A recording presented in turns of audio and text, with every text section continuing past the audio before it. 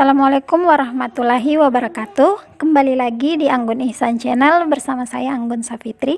Untuk konten kali ini, Anggun Ihsan Channel mengundang seorang mahasiswa yang menempuh studi di Iran. Yang pada saat wawancara ini dilakukan, beliau sedang berada di Indonesia. Namanya adalah Jody Firmansyah, asal Palu, Sulawesi Tengah. Kawan kita ini akan berbagi pengetahuan, pengalaman, dan ilmu selama menempuh studi di Iran. Dan yang akan mewawancarai adalah Bang Saiful Ihsan. Bang Saiful Ihsan akan menanyakan beberapa pertanyaan seputar kuliah di luar negeri. Sebelum itu, jangan lupa di-subscribe, like, dan komen ya teman-teman. Berikut bincang-bincang kami bersama Jody Firmansyah. Nah, Assalamualaikum warahmatullahi wabarakatuh. Ya, jumpa lagi kita di Anggun Ihsan Channel. Ya. Kali ini kita akan bincang-bincang dengan seseorang pelajar ya yang menempuh studi di Republik Islam Iran, ya, pelajar Indonesia yang juga tergabung di PPI. Iya. Ya. Beliau adalah Jody Firmansyah. Iya. Ya. Nah, kita bincang-bincang sedikit ya. Iya. Sudah berapa lama melanjutkan studi di Iran? Alhamdulillah, kalau terima kasih kepada kepada Kang Saiful ya. Ya. Jadi Kang Saiful ini saya tahuin dari Siti HMI. Jadi sudah lama baku tahu kita ini. Kita santai-santai saja.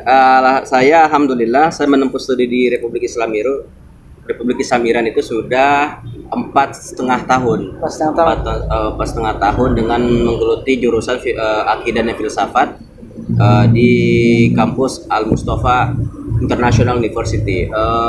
Al Mustafa International University kalau dalam bahasa Arab itu Jamiatul Mustafa. Kalau untuk S2-nya juga baru mendaftar sekaligus dengan S1 itu di Teheran University, di jurusan Sastra Arab, Adabiyatul Arabiyah. Jadi untuk studi saya sebelumnya juga memang saya dulu di Unpad juga, alhamdulillah selesai jurusan di bahasa Inggris, tapi selesai dari situ lanjut lagi S1 di Iran. Berarti sekarang ini ke Palu sedang liburan atau gimana? Ya, alhamdulillah memang kemarin itu dari bulan Juni, bulan Juni itu saya mendapat kesempatan untuk mengambil cuti liburan musim panas itu 3 bulan, Juni, Juli, Agustus. Karena Agustus ini masih COVID, jadi saya tambah lagi cuti sampai Desember. Insya Allah akan balik lagi Desember. Untuk penyelesaian studi. Kalau belajar di sana itu apa perbedaan yang dirasa waktu belajar di Palu dengan belajar di Iran? Bagaimana disiplinnya seperti itu? Kira-kira. Ya, saya jelaskan sedikit ya. Kalau kita berbicara masalah disiplin ilmu, memang Iran itu multikultural lah, terutama di bidang filsafat dengan teknik nuklir ya. Terutama ada juga beberapa cabang ilmu kedokteran. Tapi karena memang saya menggeluti di bidang agama, jadi saya cenderung membahas dari sudut pandang agama, terutama di jurusan akidah dan filsafat. Di Iran itu sendiri memang identik dengan tanda kutipnya Syiah ya. Pasti teman-teman dari kalangan UIN, IAIN mungkin sering sudah mendengar kata Iran, identik dengan Syiahnya, itu memang sudah melekat itu. Ya, mayoritas ya. Memang kalau secara kultural memang Iran itu kulturalnya Persia dengan menganut sistem madhab Syiah Imamiyah, karena juga di Syiah Imamiyah juga itu Syiah juga ada beberapa pecahan, tapi belum saatnya untuk dibahas ya. Di Iran itu sendiri memang walaupun 85% itu memang menganut Syiah, tapi alhamdulillah ada beberapa madhab yang masih diakui, terutama yang madhab yang masih diakui di dalam Risalah Aman, 4 madhab dari Ahlus Sunnah wal Jamaah, 2 madhab dari Syiah, 2 madhab lagi dari madhab lain seperti Zahiriyah dan Ibadiyah. 4 madhab yang berkembang itu Ahlus Sunnah wal Jamaah tentunya itu Syafi'i dan Hanafi, terutama dari kalangan suku Turkmenistan. Ada beberapa suku-suku di Iran itu Turkmen itu bermadhab Hanafi, sedangkan di Kurdistan provinsi di Iran itu bermadhab Syafi'i. Sedangkan di jamiah saya itu memang terkhusus untuk mereka yang bermadzhab Ahlus Sunnah wal Jamaah. Ahlus Sunnah wal Jamaah. Iya. Kalau Ahlus Sunnah wal Jamaah bil wasati istilahnya, dengan kemoderatannya kan. Jadi berdampingan antara pemeluk mazhab Syiah dengan Sunni, di iya. sana. Dan mayoritas pelajar Indonesia kan Iya, Ahlus Sunnah wal Sunnah Jamaah. kan? Ya, seperti itu ya. Iya. Jadi di sana itu yang diajar itu semuanya kitab-kitab yang memang standarnya sesuai. Pertama mengambil kurikulum dari Al-Azhar, dari kurikulum juga dari beberapa Jamiatul Baghdad dari Irak juga, ada beberapa juga dari kalangan ulama Syam juga, dan juga dosen-dosennya juga semuanya pendatang. Itu yang pendatang yang memang mereka yang ini alhamdulillah mengabdi untuk di jamiah saya untuk mengajar, terutama dari kalangan Al-Azhar, kalangan masyaikh di Irak, dari Syam juga, dari Pakistan juga ada, dan beberapa dari guru-guru dari Tajikistan. Dan ini semuanya berbeda madhab. berbeda mazhab. Iya, seperti itu. Jadi pendekatannya itu dia takrib bainal madzahib, pendekatan antara semua madhab. Pendekatan antara mazhab-mazhab. Iya. Terus kebijakan tentang pelajar yang dari luar itu kan? Ya. Nah, Iya, kalau dalam hal ini beasiswa ya. Iya, beasiswa. Beasiswa. Ini kalau untuk kita berbicara tentang masalah beasiswa di Iran, alhamdulillah semuanya full funded. Baik pemberangkatan, tempat tinggal, sampai uang saku. uang saku ya. Iya. Hanya saja memang ini yang saya rasakan ya. Iya. Ya, ini terutama kalau untuk permasalahan pemberangkatan dengan sakan itu tempat tinggal itu alhamdulillah semuanya insya Allah terakomodir. Tapi kalau untuk uang saku itu bagi kalangan mahasiswa masih sedikit, karena memang di Iran ini saat ini memang pergelutan politik baik dari kalangan ke Amerika Serikat maupun ke Israel yang melakukan embargo besar-besaran terhadap Iran, yang menyebabkan ekonomi dengan beberapa ekonomi di Iran itu sedikit down lah. Jadi berpengaruh dengan uang saku dari kalangan ketika diberikan kepada talabe itu agak sedikit dibandingkan ini. Memang harga harga real kan jatuh ya. Kemudian keadaan para pelajar Indonesia waktu corona. Masya Allah, luar biasa ya. Saya termasuk salah satu pernah yang kena dengan COVID-19 ya. Pernah kena. Lalu sempat media Al-Herald itu sempat liput. Ada beberapa kalangan ini, dan memang saya itu mengalami COVID-19 selama 10 hari. Alhamdulillah. Tapi karena memang daya tahan tubuh imun itu kuat, jadi dokter menyarankan untuk melakukan social distancing di rumah saja. Jadi hanya di rumah saja, isolasinya di rumah saja. Hanya memang yang terkhusus untuk orang tua, bagi mereka yang punya riwayat penyakit, mereka yang dialamatkan untuk inapnya di rumah sakit. Dan untuk di Iran sendiri, pelajar-pelajar Indonesia yang memang pada saat itu lagi musim corona, terutama saat ini, itu memang tidak diperbolehkan untuk keluar. Baik di kalangan kami saja itu sampai kami harus diisolasi di dalam mahat, itu asrama, itu selama 6 bulan, tidak boleh keluar, tidak boleh sosial kepada masyarakat di Iran. Dan terutama di Iran itu sendiri, masyarakatnya tanda kutip itu mereka sangat negatif persepsinya kepada mereka yang pendatang, sebab karena mereka berpikir karena pendatang orang asing ya, itu datang ke Iran membawa penyakit itu yang saat ini ya betul. Jadi dan memang ini dialami oleh teman-teman kami di Cina. Itu teman-teman kami Cina itu yang orang Cina yang kuliah di Iran, itu ketika mereka ke pasar saja itu mereka sampai dianggap sinis lah bagi masyarakat orang-orang Iran lah pada umumnya, karena mereka dikira membawa penyakit COVID. Ya memang berita kan Wuhan itu kan ini ya. Dan ini berhubungan langsung dengan kami dari Indonesia. karena dikira kami orang Cina. Di Indonesia juga begitu kan, takut Iya. sama orang luar negeri. Begitu. Jadi ya kami ini yang memang betul-betul sudah memahami karakter orang Iran. Dari pihak kampusnya mengatakan sudah, kalau begini lebih baik kita melakukan saja sosial isolasi. Nanti untuk pemasaran bahan pangan itu langsung di drop langsung ke asrama. Memang ada supermarket lah istilahnya kalau untuk dibagi Begitu juga teman-teman di KUM dengan teman-teman di Teheran, mereka semua melakukan isolasi di apartemen masing-masing, di asrama masing-masing. Karena sempat lockdown besar-besaran. Iya, memang sempat lockdown itu. Tidak juga dikatakan lockdown, tapi lebih cenderungnya PSBB lah, tapi PSBB-nya itu besar-besaran nanti di ibu kota di Tehran. Jadi kami asrama saya kan, kalau kampus saya itu 5 jam dari dari ibu kota Tehran. Itu ketika kita masuk Tehran itu masih sedikit di blok karena belum bisa masuk di kota Tehran itu. Ada pertanyaan dari admin? Ada? Oh iya, ini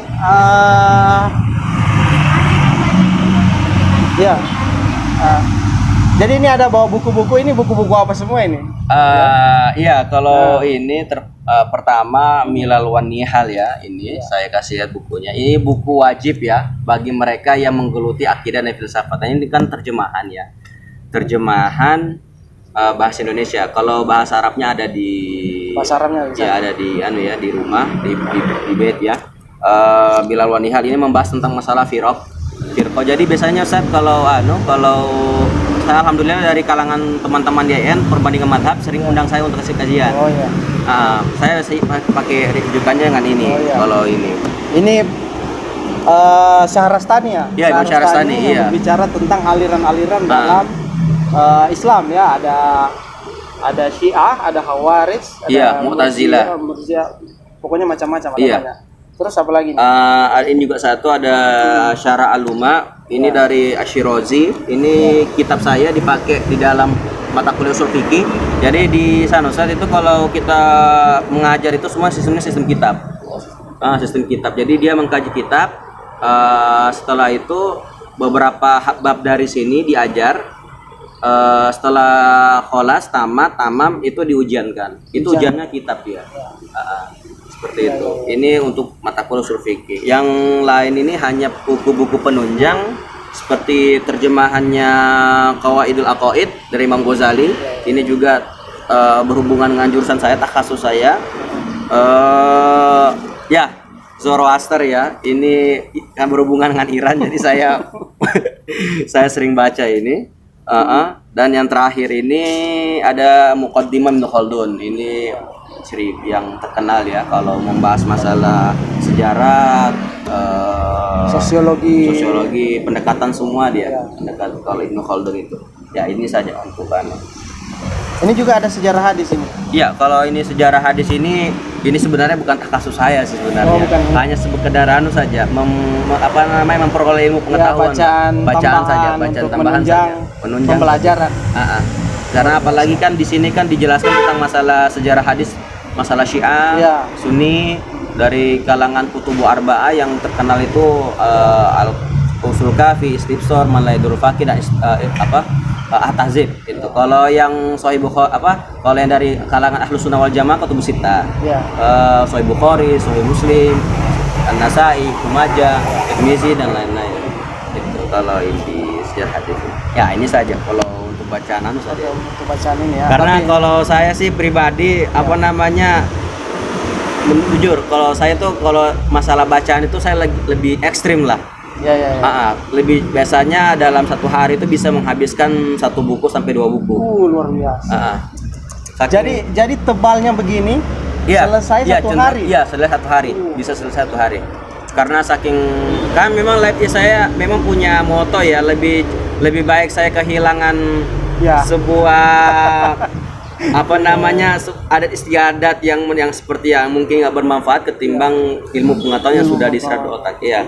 Jadi saya lebih cenderung banyak memperbanyak literatur dan semua belajar dari Kanda Saiful. Pendapat orang-orang di Indonesia tentang pikiran, kalau di sini pendapatnya pasti negatif kalau ada orang Indonesia yang kuliah pikiran. Iya. Udah pasti langsung bahwa Indonesia. Ya. Nah, bagaimana pendapat Ustaz tentang itu? Ya, ini pertanyaan menarik nih. Dan memangnya isu yang sangat-sangat hangat itu kalau jika seandainya kita kuliah di Iran otomatis capnya Syiahan. Iya, iya, iya. Luar biasa, Masya Allah.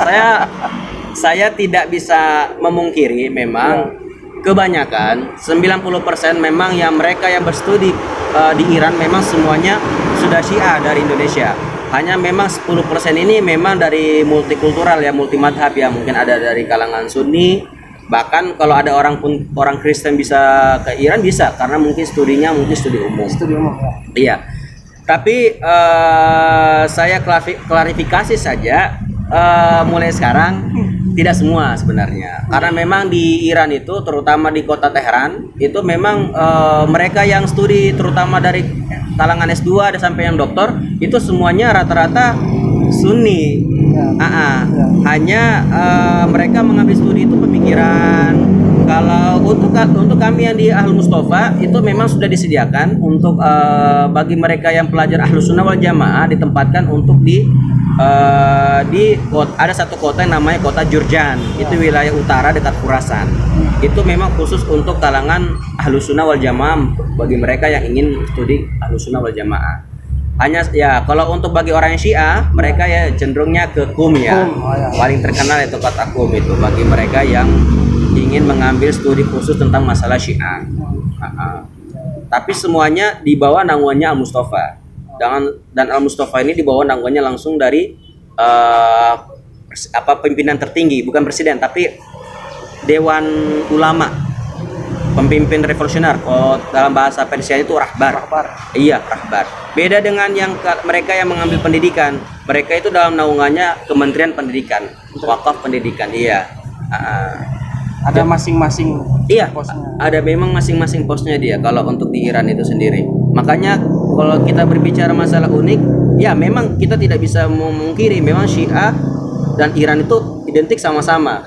Itu dan bagi mereka yang studi ke Iran pasti memang mereka sudah Syiah dari Indonesia. Sudah Syiah dari Memang Indonesia. dari Syiah dari Indonesia. Tapi memang ada juga beberapa teman yang memang istilahnya bergulutan pencarian Iya, jati diri, pencarian madhab karena mungkin merasa mereka lebih feel-nya dapat, belajar memang lebih sungguh-sungguh, akhirnya mereka menetapkan diri sebagai pelaku madhab Syiah. Dan memang ada beberapa. Kalau antum sendiri mengalami dicap seperti itu, Saya bahkan dilemanya dicap Mu'tazilah Mu'tazilah.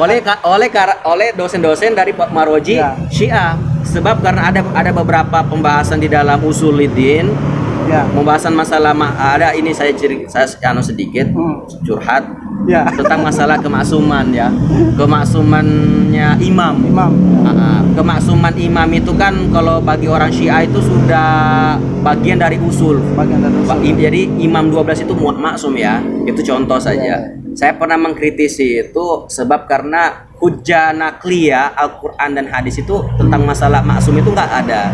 Karena dari kalangan Syiah mereka menganggap itu hujjahnya akliyah ya, akal. Sebab karena mereka meriwayatkan, mungkin ada teman-teman tahu surah Ahzab ayat 33 yang tentang masalah maksumannya keluarga Nabi ya. Itrat Ahlul Bait itu yang 5 orang itu mereka ketika saya sedikit sindir yang bagaimana yang selain 5 orang itu yang 7 orang ya, 7 orang itu mereka menganggap yang 7 orang ini sebab karena yang dari suci pasti menurunkan yang suci, melahirkan yang suci, mempunyai keturunan yang suci, dari suci yang ke suci. Akhirnya saya kalau begitu ya sudah otomatis ini menjadi gugur dalilnya. Dari sini dari ini Mu'tazilah ini gitu, seperti itu. Betul-betul kita harus banyak belajar tentang pendapat-pendapat ini. Iya memang. Karena kan apa ya? Mungkin Firmansyah begitu di Indonesia orang-orang cap Syiah. Iya. Tapi begitu di sana belajar apa dosen-dosen Dosen-dosen itu cap Mu'tazilah. Mu'tazilah. Sementara kita di sini Mu'tazilah itu apa? Betul betul. Jadi harus banyak belajar kita tentang ini. Iya. Ya seperti itu. Jadi memang istilahnya dulu ulama-ulama kita beda lah dengan sekarang ya. Ulama-ulama dulu ketika berdebat ya, ketika istilahnya mujadalah ilmiah, mereka itu dalil bil dalil ya, dalil dengan dalil. Baik dari kalangan dari manapun, baik dari kalangan Asy'ariyin wal Mu'taziliyin, itu mereka ketika berdebat dalil dengan dalil. Karena sama-sama kuat dalil, akhirnya bainana wa bainahum. Ya. Ya, seperti ya dari kita mereka. Ya. Nah, jadi biarkanlah jalan seperti itu. Beda dengan ini, sebab karena perbedaan, akhirnya karena tidak terima dalilnya dibantah, akhirnya caci maki sama sini. Masya Allah luar biasa. Nah itu di Iran itu tidak demikian seperti itu. Kalau gesekan antara Ahlus Sunnah dengan Syiah yang ada di Iran. Iya. Ya kan sebagian kita ada yang mengatakan bahwa sampai ada isu waktu saya kuliah dulu ya. Iya. Ada isu bahwa ada saling bunuh-bunuhan antara dari pengikut Syiah dengan Ahlus Sunnah. Jadi kalau menurut pengalaman Firmansyah waktu belajar di sana, seperti apa misalnya kalau ada gesekan? Apakah terjadi gesekan seperti itu atau sejauh mana gesekan itu terjadi? Iya, ya. Baik. Saya coba saja. Saya coba untuk membahas masalah ini kan termasuk kebijakan internalnya negara Iran ya, termasuk terutama di kalangan pelajar-pelajar. Ya, pelajar. Iya, saya akan mencoba melihat dari dua sisi karena memang saya salah satu mahasiswa yang memang turun langsung ke daerah-daerah yang memang mayoritas Sunni di Iran, terutama di Provinsi Balochistan, Kurdistan, Turkmenistan, beberapa itu di Khurasan juga beberapa. Dan memang kalau dari kalangan para ulama maroji, baik dari kalangan Sunni maupun Syiah, nggak ada masalah, Ustaz. Alhamdulillah nggak ada masalah. Mereka saling silaturahmi, dari kalangan Syiah silaturahmi ke Sunni, Sunni silaturahmi ke Syiah. Di kalangan ulamanya? Iya, di kalangan para ulama. Dan terkadang memang ada, kalau jika sana ada gesekan kalangan orang awam, ya, di warga-warga Iran itu mereka penyelesaiannya langsung ke ulama. Langsung ke ulama. Jadi ulama yang jadikan penengah. Dan memang saya pernah beberapa kali bertanya, bertanya kepada warga, terutama orang dari kalangan orang-orang Sunni. Mereka biasanya itu mengeluhkan tentang masalah kan masing-masing kan di daerah itu kan punya pajak. Pajaknya. Iya, pajak daerah ya, pajak daerah. Pajak daerah itu dia ini bagi kan, kalau masing-masing daerah kan, kalau yang mayoritas ini Syiah, kan mayoritas Syiah. Yang Kurdistan ini mayoritas Sunni. Biasanya pajak itu lebih besar yang Sunni ketimbang daerah yang Syiah. Itu biasanya yang laporan yang biasanya teman-teman istilahnya kalangan-kalangan orang-orang yang sering saya interview. Cuma hanya segi dari ekonomi saja. Tapi kalau untuk sebab karena saling bunuh-bunuhan karena agama, mazhab itu enggak pernah. Bahkan mereka, kalau orang Sunni saya tanya tentang masalah Syiah dan Sunni, ya brother. Ya, kami bersaudara. Seperti itu saja. Tapi kalau untuk sebagian masyarakat mengeluhkan tentang masalah ekonomi, kayak memang ada beberapa kebijakan di Iran itu lebih cenderung sedikit memberatkan bagi mereka yang provinsi yang mayoritasnya Sunni, itu lebih penarikan pajaknya lebih, pendapat daerahnya lebih tinggi ketimbang yang Syiah. Makanya kalau dilihat kota-kota yang lebih istilahnya orang yang memang mayoritas Syiah di situ lebih maju ketimbang yang di Sunni. Biasanya yang saya dapatkan seperti itu.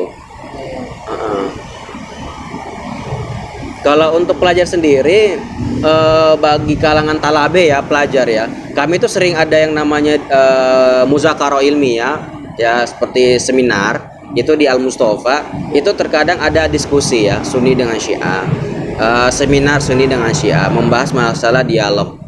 bukan kita membahas masalah bukan farqu bainahu bainana ya, bukan kita perbedaan di antara kami ya kita, tapi kesamaan. Sama. Iya, di antara kami. Ya supaya kami bisa saling merekatkan satu sama lain. Seperti itu kalau ada kami di sana.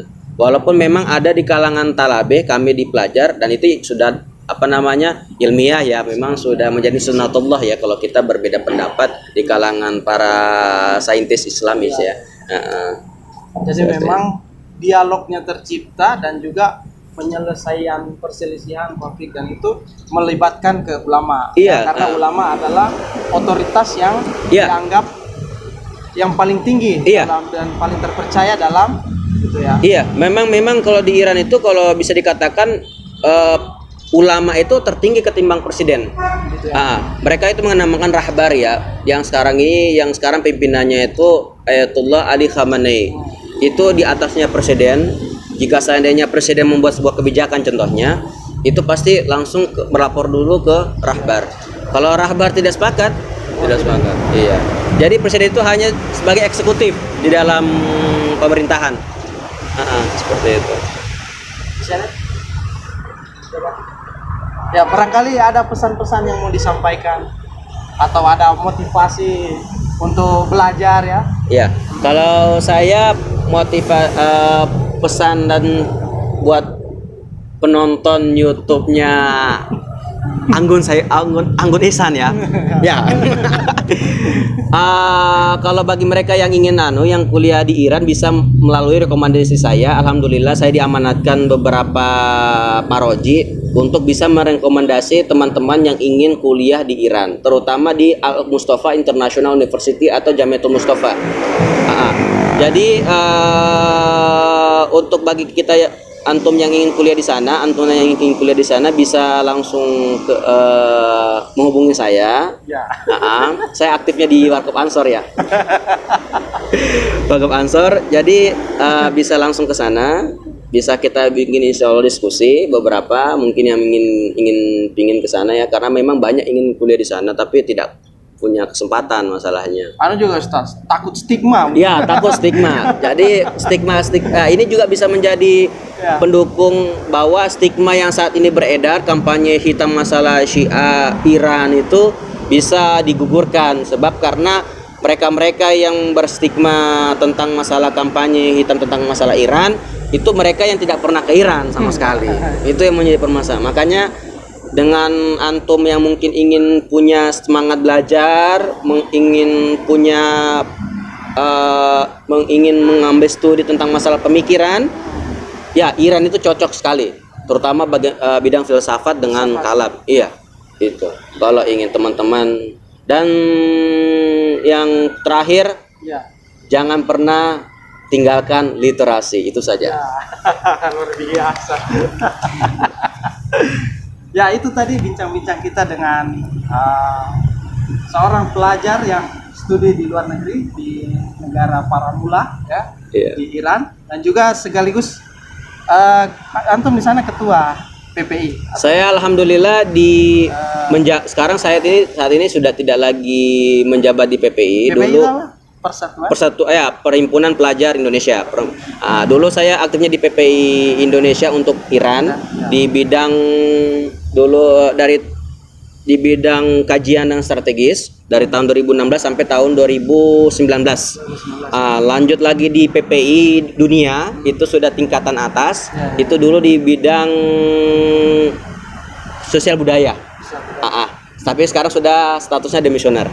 Iya. Dan PPI ini di setiap negara semua. Jadi mempayungi semua negara. Jadi pelajar-pelajar Indonesia di bawah PPI Dunia. Itu ya. Iya. Ya itu tadi bincang-bincang kita, semoga banyak mengambil pelajaran, banyak pesan-pesan atau kesan ya, pengalaman yang sudah dibagi oleh narasumber kita kali ini ya. Kita ucapkan terima kasih banyak sudah mau mengisi di acara kita ya. Kita ketemu dengan acara-acara dengan agenda-agenda selanjutnya, tetap di Indonesia Channel ya. Kita ucapkan salam literasi ya. banyak-banyak membaca. Assalamualaikum warahmatullahi wabarakatuh. Waalaikumsalam. Terima kasih sudah menonton video kami, semoga bermanfaat dan menginspirasi. Nantikan video bincang-bincang kami bersama orang-orang hebat lainnya di Anggun Ihsan Channel. Jangan lupa di subscribe ya teman-teman, terima kasih. Assalamualaikum warahmatullahi wabarakatuh.